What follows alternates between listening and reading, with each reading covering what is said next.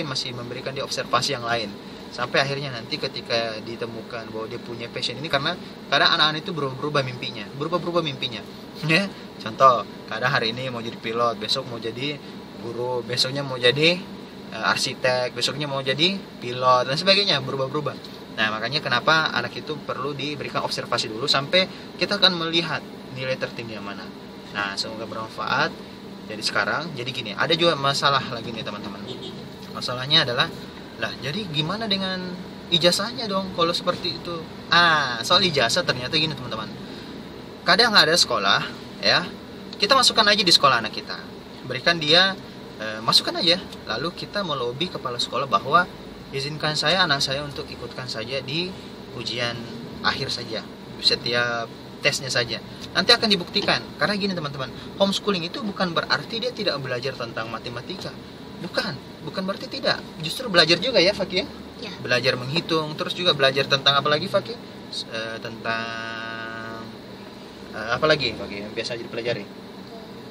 Tentang agama, adab dan sebagainya, tentang akhlak. Kan namanya SD kan belajar tentang akhlak. Nah, ternyata kalau dites, kakaknya Fakih namanya siapa? Kania itu pernah dites, ternyata dia punya wawasan seperti anak SMP kelas 1. Masya Allah, usianya baru berapa Kania? 9 tahun, sedangkan Fakih 8 tahun. Jadi sepantaran usia masih kelas 4 atau kelas 5. Ternyata dia punya pemikiran wawasan seperti anak SMP. Nah, karena ini dia teman-teman, langsung observasi, langsung praktek, tidak kebanyakan teori. Ya, jadi betul-betul mengarahkan anak itu sesuai dengan passionnya. Ya, melakukan proses observasi, menjalani apa yang dia senangi dulu. Lalu kita akan menilai apa yang tinggi di antara seluruh bidang-bidang yang dimiliki atau bidang-bidang yang sudah dijalani. Nah, akhirnya teman-teman, kalau seandainya sekolah itu mengatakan, oke lah, tidak apa-apa, ijazah boleh lah. Nah, ijazah itu kan ujian akhirnya kan cuma menentukan di ujian nasional, betul? Nah, ketika anak itu dites dan ternyata dia bisa mengerjakan soal-soal di saat itu, dia lulus nggak? Lulus, ya. Dan teruji dapat dapat ijazah juga. Kalau seandainya apesnya lah gitu, kalau orang bilang ya ujian pakai C, why not? Apakah ujian pakai C sebuah aib? Enggak juga kan. Yang penting dia pernah mengikuti ujian dan teruji bahwa dia bisa melewati ujian itu, soal-soal pertanyaan yang ada pada ujian nasional atau ujian pakai C. Nah, ini adalah solusi buat Anda, buat orang tua yang mungkin melihat anak-anaknya itu merasa tidak nyaman dengan sekolah. Apalagi tahulah teman-teman, anak-anak kurang bisa dikontrol sekarang. Ya, saya ulangi, anak-anak kurang bisa lagi dikontrol sekarang. Bahkan hampir tidak bisa lagi dikontrol. Why? Kenapa bisa seperti itu? Pergaulan mereka, ya, pergaulan mereka dengan teman-temannya, ya, apalagi teman-temannya yang sekarang mungkin ada yang diberikan kebebasan untuk bermain gadget, akses internet, bahkan sampai di hal-hal yang tidak baik untuk ditonton dulu oleh anak-anak kecil, ya, itu mereka itu tanpa bisa dikontrol. Mereka bermain dengan siapa saja, bergaul dengan siapa saja. Sekarang, sedangkan orang tuanya ini sedang fokus dan sedang sibuk apa? Betul, sibuk kerja. Apalagi sosok ibu juga yang akhirnya peranannya sebagai ibu ditinggalkan. Ya, apa itu? Menjadi wanita karir. Padahal seorang ibu itu memang sebagai madrasatul ula, tidak akan bisa kalau tidak fokus untuk bisa mendidik anak. Sulit sekali Bapak Ibu. Ya, sulit sekali teman-teman. Sulit sekali wahai para orang tua yang saya muliakan, yang saya banggakan. Untuk itulah kenapa anak itu adalah sebuah titipan, adalah sebuah anugerah dari Allah. Ada sebuah kisah sebagai penutup. Seperti ini kisahnya. Ada seorang raja, ya. Seorang raja ini, dia ini punya kucing kesayangan. Harganya ini miliaran, ya. Ya, sekitar harganya hampir 5 miliar, ya. Kucing kesayangannya ini, dia sudah mensurvei, kan dia mau meninggalkan kerajaan dulu untuk sementara, kurang lebih beberapa waktu, sekitar 2 bulan.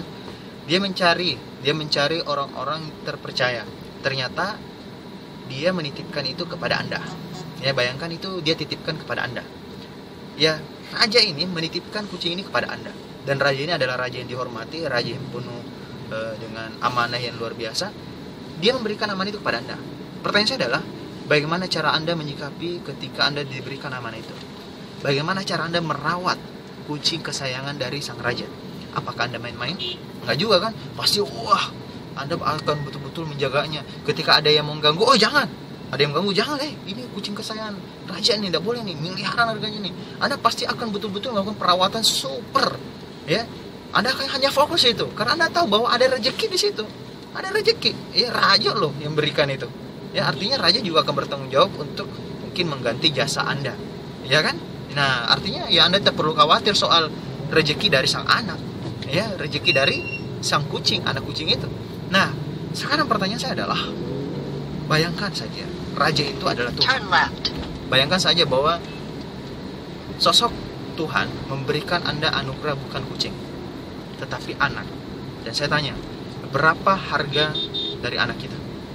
Berapa? Miliaran? Triliunan? Saya beritahu, tidak ada harganya. No price tag, tanpa harga. Dan Anda tahu, dia adalah aset Anda. Dia menentukan surga dan neraka adalah anak Anda. Ya, ketika Anda mungkin banyak dosa, tapi anak Anda terus mendoakan, bukankah Anda juga ikut masuk ke dalam surga? Ketika anak Anda yang soleh dan soleha, karena didikan Anda, kira-kira Anda tidak masuk surga bersama Anda. Tapi kalau didikan salah, bayangkan teman-teman, didikan salah, anak-anak akhirnya terjerumus, dan akhirnya juga Allah takdirkan dia masuk ke dalam neraka. Kira-kira seorang orang tua bisa nggak dia masuk surga? Ditahan teman-teman, ditahan, dipertanyakan bagaimana cara Anda mendidik anak. Makanya kenapa penting sekali ya, kita sebagai orang tua, ya, coba bayangkan, dia bukan kucing, ya, tapi dia adalah titipan Tuhan dari sosok Allah Subhanahu Wa Taala yang begitu memberikan amanah kepada Anda, karena Allah percaya kepada Anda. Buktikan bahwa Anda menjaga betul-betul amanah Allah. Saya Sarwadika Sadabini. Assalamualaikum warahmatullahi wabarakatuh.